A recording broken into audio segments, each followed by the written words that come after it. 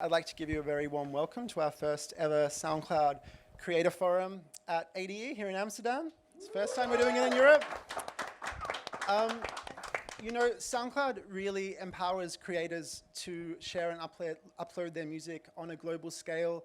And for us, like the electronic and dance music community is really one of the strongest heartbeats in this ecosystem.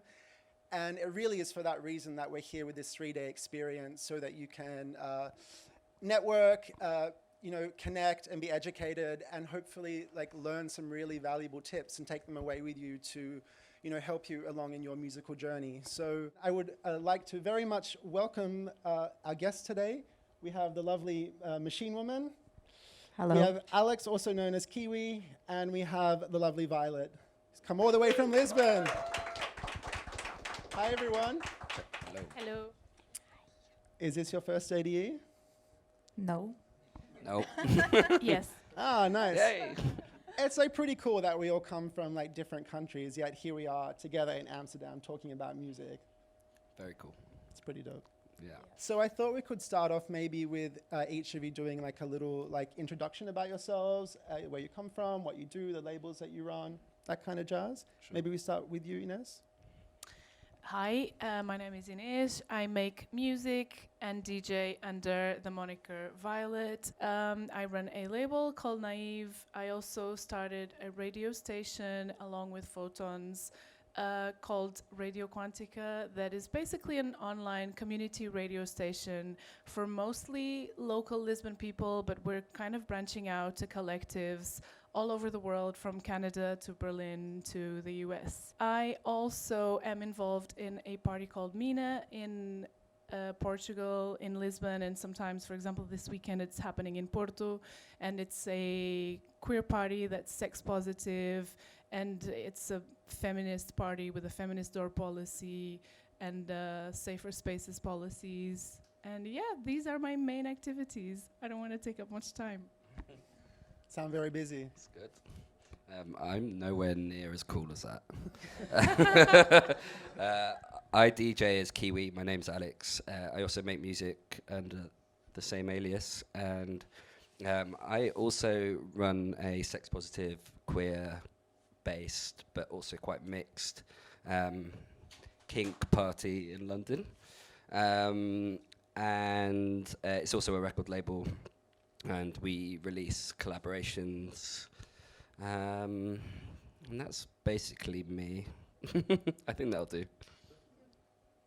Very nice. Have to.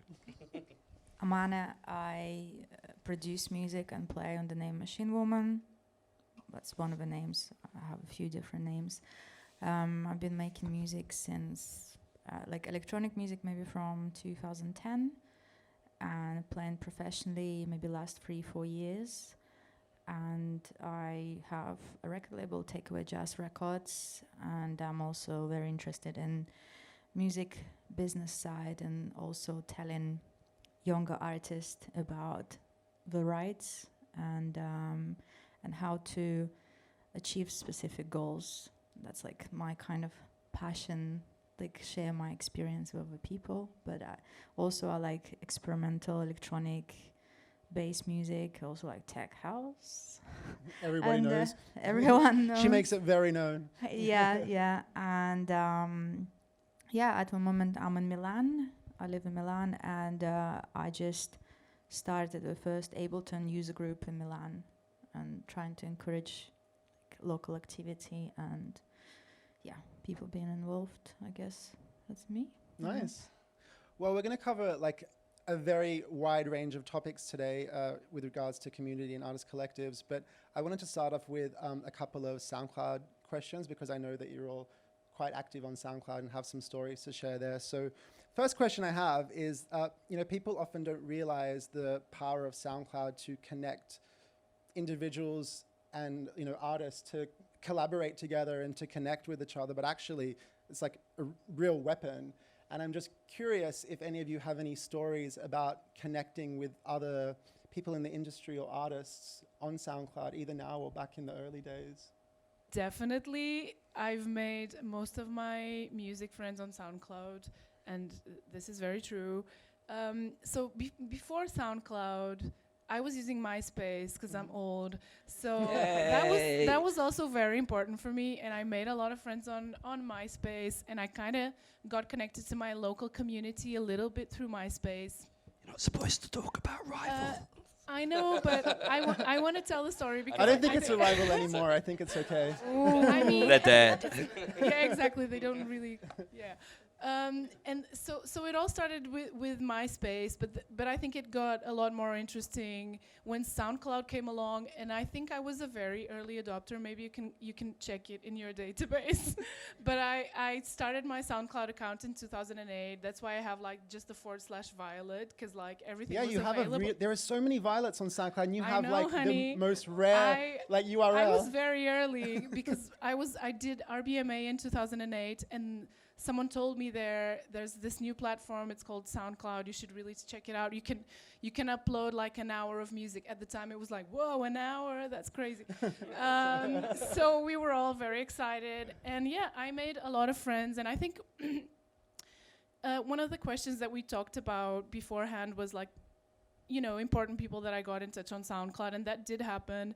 But I think the most interesting thing for me was actually connecting with people that I simply loved their music, and we were literally no one in our local scenes or in like a global scale. But we kind of rose together, and 10 years on, we're all doing our thing, and we have like our communities, our labels, we're touring, but you know, we met on SoundCloud. We didn't go to school together. We went to SoundCloud together. It was kind of like a growth process, which was really interesting. So it put me onto a lot of like great new music and friends. And my first demos to labels were sent off through SoundCloud. So it was also a school in that respect of like reaching out. And I can say like more in a sort of practical way. Nowadays, my agent that I work with, I only met her because I was in touch with the label that she was managing on SoundCloud, because I was sending them demos to Komeme. And they got to know my music and my mixes, and then all of a sudden when they founded Futura, they got in touch. So this all, for example, started with SoundCloud, but I have a lot more stories from even like local people that I didn't really know in real life, but I got in touch with their music via SoundCloud to ask them for tracks to play on my radio show and stuff like that. And they became really solid IRL friendships as well.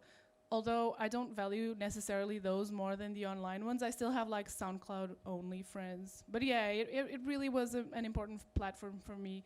And if you check my stats, you'll see I'm there every day. Like, I think it's also like people that maybe don't live in like major cities or might live like remote and want to feel like they still connect to a scene that they want to connect to. I think it's really important to be able to meet like-minded other artists. Yeah, my particular scene was small and very male-dominated, like 12 or 13 years ago. Like going to bars and asking if I could play was like almost a bit of a joke. It would just never happen, and I wasn't necessarily taken very seriously on the actual ground. So SoundCloud provided kind of an emancipation in that respect for me. So yeah. Nice. Anna, who's the most interesting person that slid into your DMs? Sorry.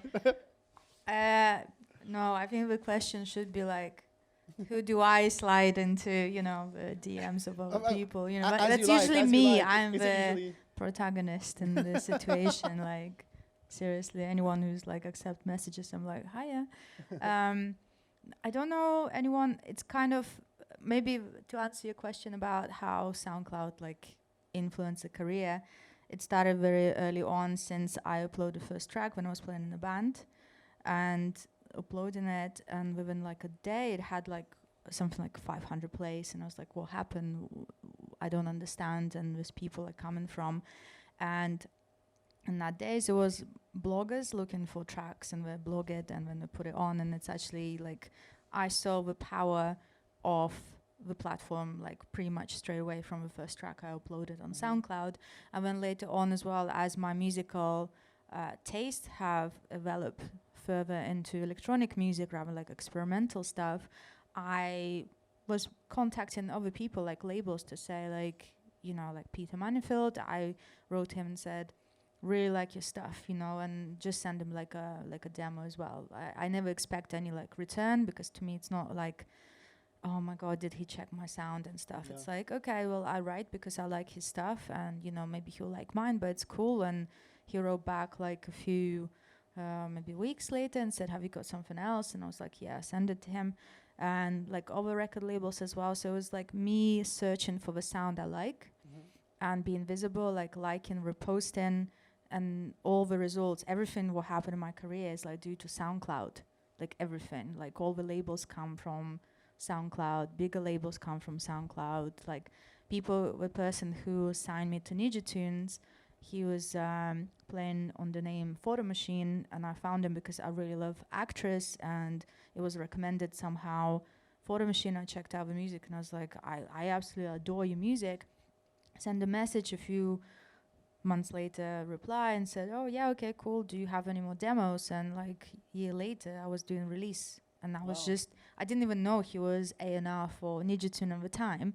It just connecting to the sound, and I think that's the biggest, I guess, fall people do, is like contacting everyone, just hoping anyone will get signed. And it's so transparent. You can see when it's like someone writes to you, yeah, I'm really big fan of your music, here's my stuff, and you like check out SoundCloud but don't listen to you, but never like follow any of this artists. So yeah, SoundCloud and community as well. I remember before I wanted like to disguise my face, so I didn't want to people to know who I am, and it was a picture of my mom at the time on SoundCloud, and my mom, older lady. And a few days after I posted one of the tracks, a lady from Texas wrote and said, I just want to thank you so much, because I'm, in my 50s, and I can see you also, older, and you're making music, and thank you so much. And I just felt like I couldn't make music because I'm too old, and I told my mom. And she was like, oh yeah, great, just tell her thank you. And I'm like, yeah, okay. And I said like, thank you so much. Actually, it's like picture of my mom, and you should never stop making music because of your age or because someone tells you to. Like, you should never do that, and carry on and do it. So, but yeah, so the community is definitely there, and labels definitely there, and like important connections and friendships and opportunities. And also the most important thing is like the music out there that inspires me. Like, it's there. Yeah, it's a good answer. Thank you. Thank you. Thank you. Well, so I think it's safe to say that each of you are doing something pretty impactful and meaningful in your local communities. And so, I guess I wanted to ask, I speak to many emerging artists, DJs, even just people like in the music community every day. And they're all looking to make stronger relationships and support networks within their local community, not only online on places like SoundCloud, but also offline. And that's really like one of the reasons why we made this SoundCloud Creator Forum, so that people would have a chance to hear other people's stories and get inspired to make changes. So I'm wondering, what advice would you give to those people that want to make more of an impact in their local community but don't know how? Maybe Alex? Maybe. Didn't seem convinced. Maybe you have something to share. I think you can tackle that question. Okay. I think, yeah, definitely. I mean, I think like with scenes and cultures, and very much so in electronic music, there are like very much so different groups of people you can attribute yourself to. And if you find that your scene doesn't really exist, you probably haven't looked hard enough. So for me, like, I felt like there wasn't a scene for my music and my sort of hedonistic idea of what a party is. So I kind of started my own.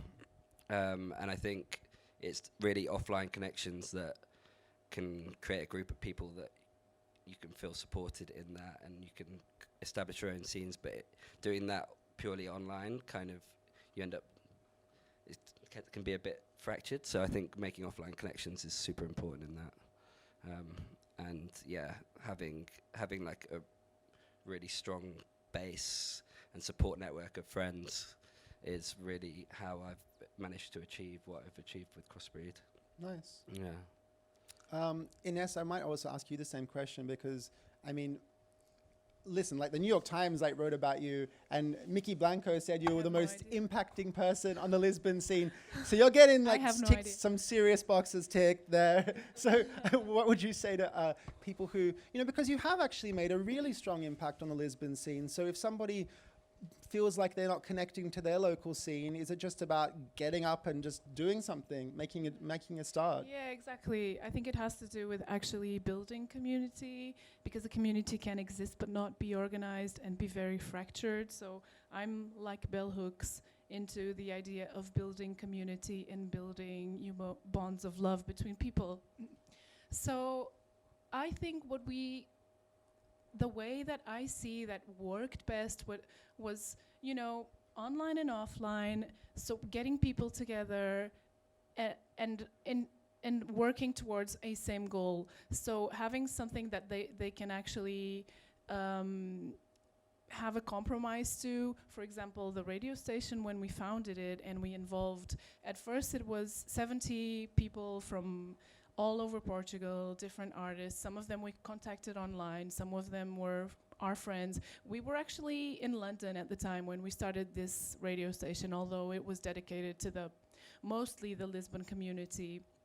So giving people something to look forward to every month and starting these parties and doing jam sessions actually started crystallizing the community into like an actual circle of friends that were mutually helping each other. And I think other ways that can happen is, for example, just initiatives like starting a label and having a community of artists around that label. And it's really real because people do like to belong. And, as artists, we can sometimes fall into the trap of being like the loner that does their own thing, which is fine. And art is also very much about working solo. But I think some of the best things are actually done together. And we should really scrap that idea of like the loner artist that is like a tortured soul that has no friends. Because actually that's not good for anyone. No. And we talk a lot about mental health in dance music and in music in general, and having a strong emotional support network of friends is really important. So I think building community also has to do with that, and we've done that with the radio, with the label, and also with Mina. For example, with Mina, we have like a Facebook group called Mina Village, where there's like 300 people, and we provide support of all kinds to each other.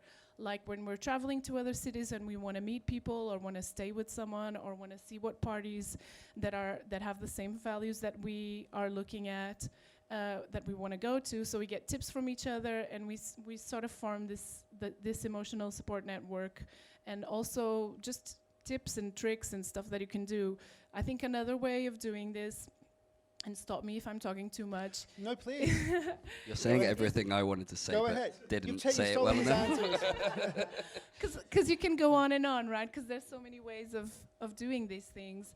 But another way that I found was really like sort of a positive spiral for the people involved was organizing free workshops that prioritized, in my case I did, that prioritized women and queer people, but everyone came in and we had a great time together. And I think sometimes like having a play date of sorts where we're just like working with the machines and seeing how everything works and everyone is having a go at it is also a great way of building community and building connections with people.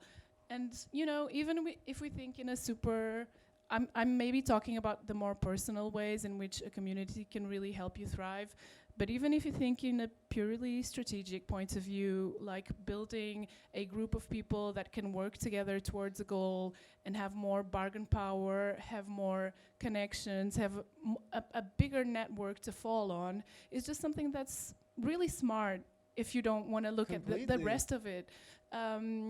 But it does require work, and it does require people to stay in touch and to do things on the ground. So I think doing parties, running labels, doing like radio shows together, playing back to back. All of these little things together can really go a long way into making people feel asserted and valid in their own community. And it creates also it kind of levels the ground where you're both part of a community. And in my case, I'm like a 35-year-old woman who's been, doing this for 13 years, but I'm maybe playing back to back with like this 20-year-old boy who started, 2 years ago. And it's actually so inspiring for both of us, and we're both of us learning so much. I'm kind of kept on my toes with all the new music that's coming up and all the new ideas, and they're learning also from like my past experience and all the trauma I've been through. Well, actually, that kind of leads into my next question, because I wanted to ask about artist collectives. I feel like collectives have, like Room for Resistance, like Discwoman, like Mina's kind of a collective, yeah?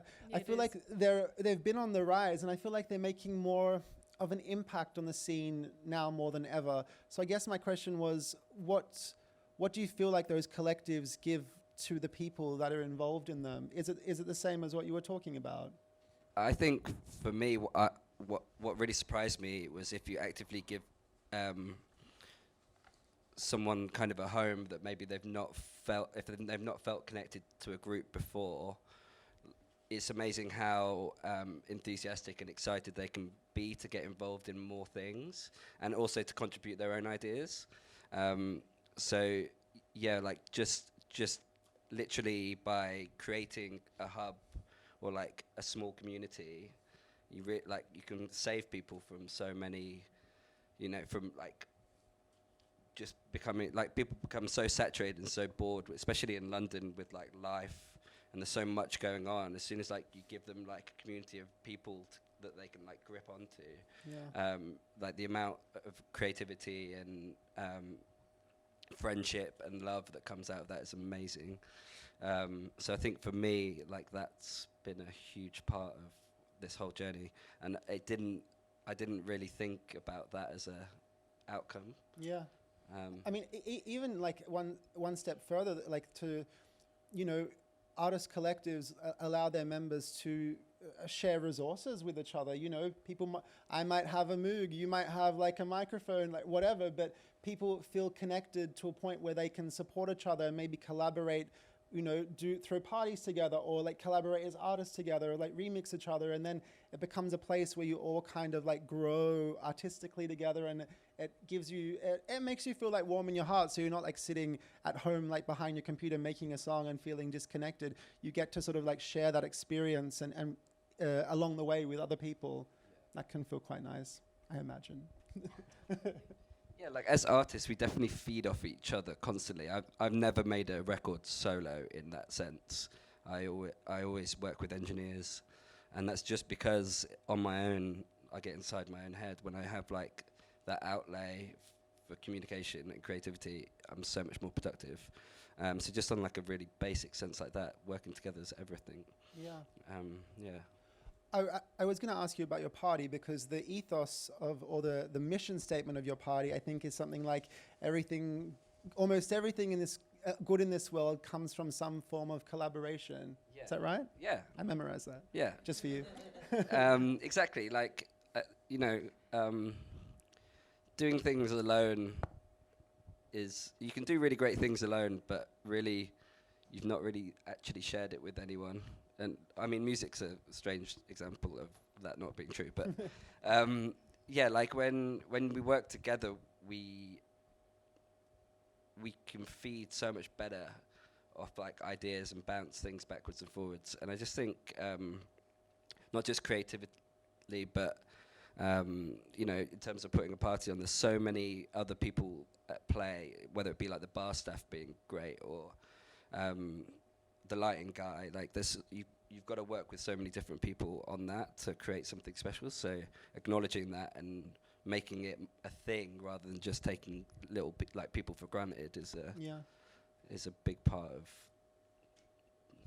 putting parties on. Yeah. Rave culture, everything.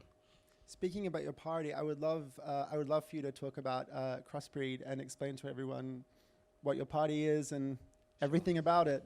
So Crossbreed is a sex and kink positive mixed party.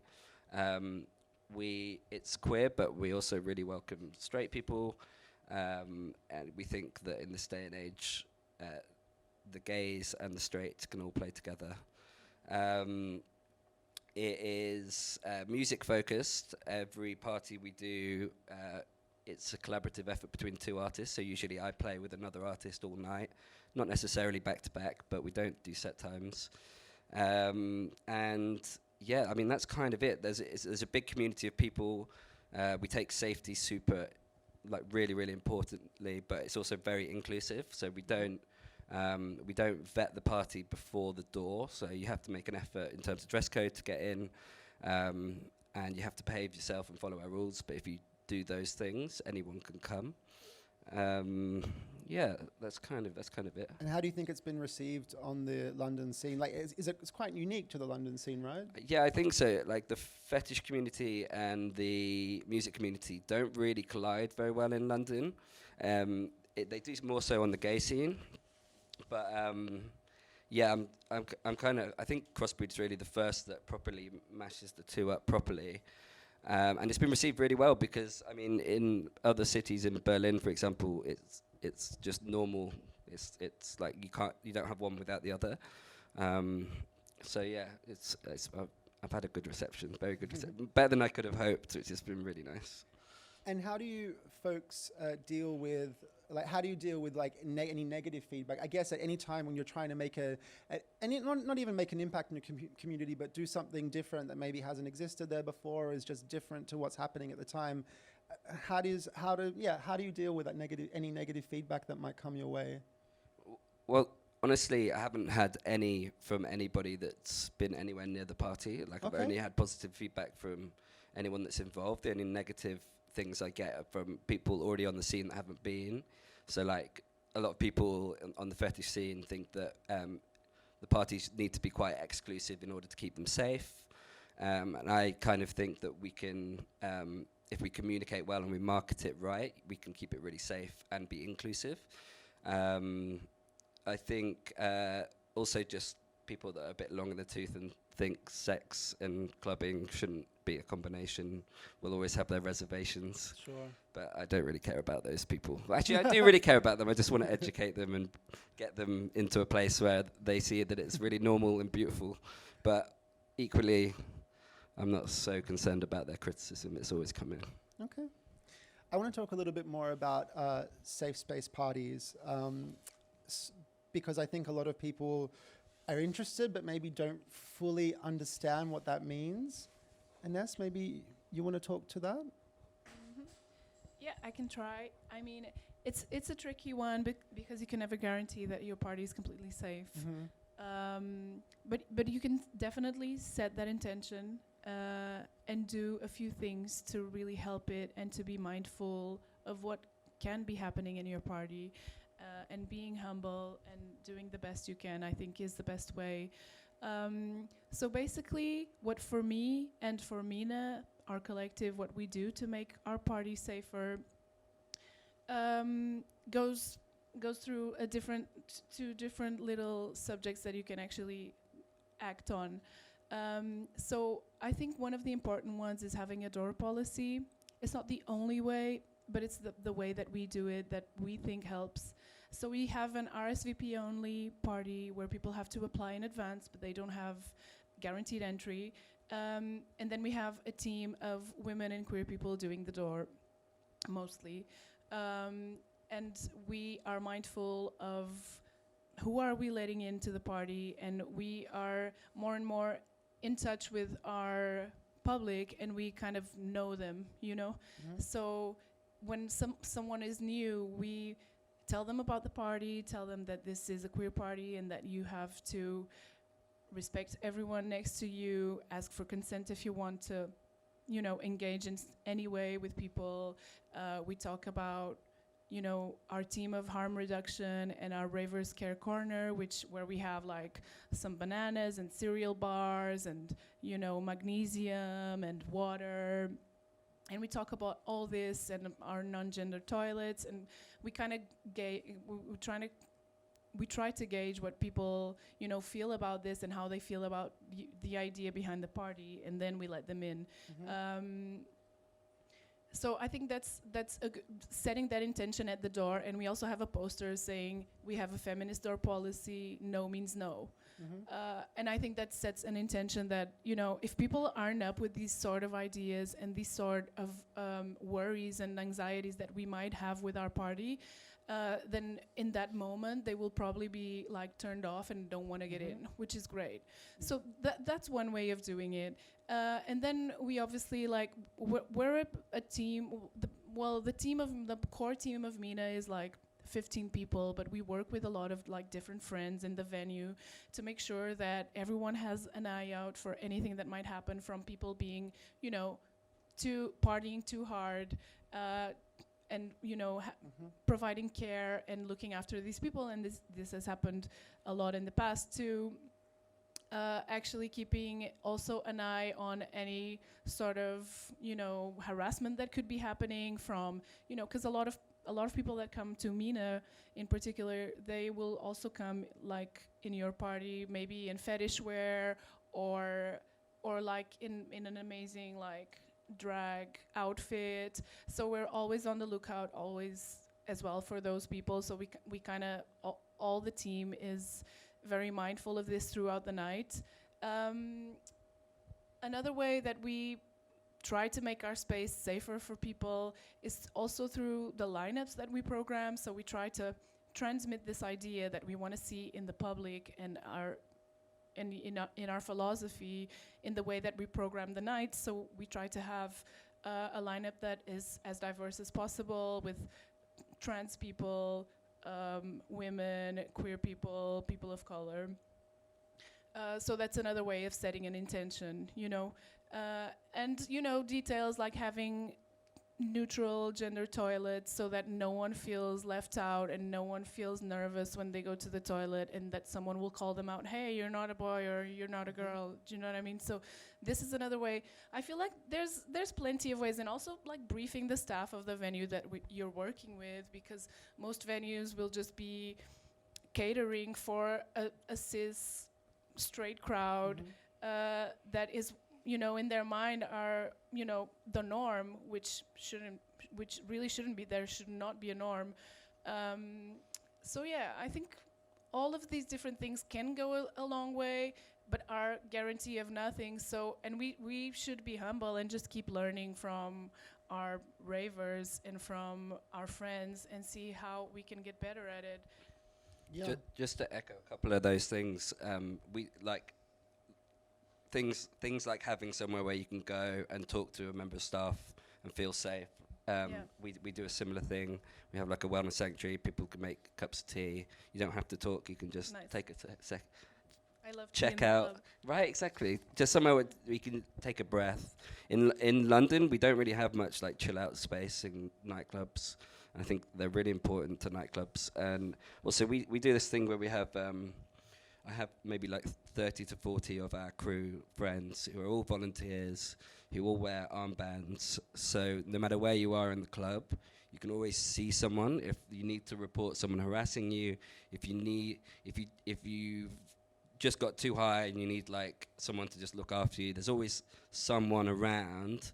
And what that also does is if maybe the wrong person has got into the club and are too drunk or are out to harass people or act in any way inappropriately, there's always somebody watching them, and that can kind of change your mindset as a, say for example, as a cisgender straight guy out to try and pull in this sex positive kinky party. All of a sudden someone's watching you, and someone's watching your behavior. And what I found is just through communicating that, people check themselves and check their own behavior and start thinking differently about how they should approach people. Definitely. And start thinking differently about how they should dress or how they should communicate their intentions to other people. And it makes a really healthy, nice change to an atmosphere in a club. I think so too. It kind of sets like an atmosphere of like sisterly protection. And I can really tell when parties have like posters with their safer space policies, like we have at Mina, and I bet you have in Room for Resistance have, where there's like a bunch of rules that we set in advance and that people can see throughout the club. They can see that they're protected and they feel, you know, more comfortable also to be themselves, to be nice, to not be like defensive. And also to put yourself out to look after someone else. So if at the end of the night someone's too high or they're a vulnerable person in that situation, so to then like go out of your way, not necessarily as a staff member, to go to go, hey, find an armband wearer and be like, hey, this person looks a bit out of it. Maybe you should keep an eye on her, or you know, just creating those environments is. It feels so beautiful in a club, like where everyone's not just in it for themselves, but it's in it for the room, and through that, that's how you build community. Yeah, it's a better practice than a lot of like super clubs where you go and if they see you're too high or someone pukes, they're out of the club and they're kicked out and that's it. So that's not a very holistic way of treating, you know, these situations. And again, like if people are getting hurt or being caused harm by being in nightclubs suffer on the back of that. You know, it's specifically in London, the licensing requirements. You know, if you have a death in your club or someone seriously hurt, you're likely to lose your license at the venue. And actually, if you take some care and you look after people, you really reduce that harm. Exactly. If you start before and not after the fact. And you educate from the beginning, and there's always someone keeping an eye, then that harm reduction's huge, and it makes a big impact on the culture and your chance of keeping your license. Yeah. I think that's, you know, I think this, like what we're talking about is really like the true example of inclusivity. I really feel like people in the industry today mix around, like they don't really understand the difference between diversity and inclusivity. Like, you know, inclusivity is really walking the walk, you know. Diversity is like saying, yeah, we'll like add some women in the party or whatever. But like, you know, inclusivity is really making sure that it's a space where everyone is welcome to dance, you know, or like it's somewhere where everybody can actually feel safe. It's not just diverse. It caters to everyone and their needs. Yeah, nice. Thank you. Actually, I was going to ask about some of the rules. I was interested in that. What are some of the rules for like that you would generally see at a safer space party? Like, you know, we might have a no wanking rule because because we don't want people alone wanking in the club because it may make other people feel uncomfortable. All play should really be inclusive of other people or not at all. But we also have rules like don't approach somebody while they're like dancing. Like, you know, someone might be in their own space and they don't need to be like, pick a good time. Like, you know, if you want to talk to someone, talk to them in the smoking area or at the bar, or like, that's fine. But like, don't approach people in their own space, or if they're having a good time, or if they're in a play scene, you know, just basic consent rules like that. Yeah, ask their pronouns first if you want to like strike up a conversation. Nice. It's always a really nice way to break conversation as well, asking someone's pronoun in a space like that. It's like, oh, well, thanks for asking. And then it's like, oh, so tell me about you. Yeah, that's lovely. Definitely. Yeah, it is a good omen. Opener. Yeah. If you fancy someone, top tip. Okay, I'm going to change direction ever so slightly. I want to talk a little bit more, well, just slightly. I want to talk a little bit more about this notion of community and, you know, lifting each other up. And I wanted to ask you, you know, you really, one of the main artists that I know that really fiercely supports like unsigned talent that's just bubbling up, talent that you just find, you don't know where it comes from, or tracks that you've heard. And I kind of want to know where that comes from, because I mean, I think it's really important, and I think it's a really strong message, and I'm interested. I just want to be known as like the best selector out there. Great, honest answer. Yeah, well, I think It's about me. yeah, always. I think it's what happened to me when I started using the platform in music as well. Like, you make it in I'm a loner. I'm really like a loner. It's like I like making music by myself, and I like spending time just listening. I'm just go off for hours, and so finding something special. And then it's also happens to you when you put a track on. And I remember early on there was community, and it was also like groups. So it was like soundtrack groups, and I'll make a track, and I will think, oh, it sounds like could be a soundtrack to David Lynch film, and I put it in that group. And then suddenly was people come in, and people give like very interesting feedback, and it was like, oh wow, it's like it feels good, you know, people notice, and notice not because they say, oh, that's nice, it's like without any meaning, it's they actually like connecting to your sound and start following you on SoundCloud, and again like you start building community or for yourself around your artist work. And it was just very positive feeling. So every time I find something to me, and because I remember it happened when I was crossing over from being in like punk bands, like noise bands, into I want to have like electronic sound, and finding something on Last FM. And I think it was something like Blackest Ever Black, this label from UK, and it was very weird stuff. I was like, I never heard this before, this is weird. So I like told all my friends, I'm like, do you know this is like very weird, this is very strange, and I just bought a ticket to go and see this group play, and we have audio visual. I never seen audio visual. So it's coming back to like sharing this and getting excited, and you know, and now I see it can make difference to people. Like when I repost something, like I know a few people who got signed because I reposted something, or even I sent email because I knew someone who likes that sound, and I said, like, I just heard this track, you need to hear this track, and I passed it on. And yeah, and also gigs, like people been booked for gigs, like I couldn't go to New York, and I recommended someone, and we ended up going to New York. And it's kind of, I believe in things like coming back to you, and I see a lot of things coming back to me, and again, it's like it feels so special finding something so interesting where you want to share. It's not about keeping it to myself. It's, you know, I'm really, really into sharing stuff. So maybe that. And be the best selector in the world. You already hold that title, I have no doubt. Yeah. Ines, I want to talk a little bit about Radio Quantico, because I feel like that really supports a lot of like up-and-coming artists on your scene. I'm curious kind of how that got started. So, like I was saying earlier, we started it when we were in London, Marco and I, who is Photons, who founded the station with me. We were basically, I guess, very inspired by the London scene in some ways, because it felt like the players in that underground scene were a bit more organized and trying to like lift each other up in concerted ways, which was not really happening in Lisbon. There was a lot of potential and a lot of things happening, but very fragmented and not very organized, and above all, not very visible.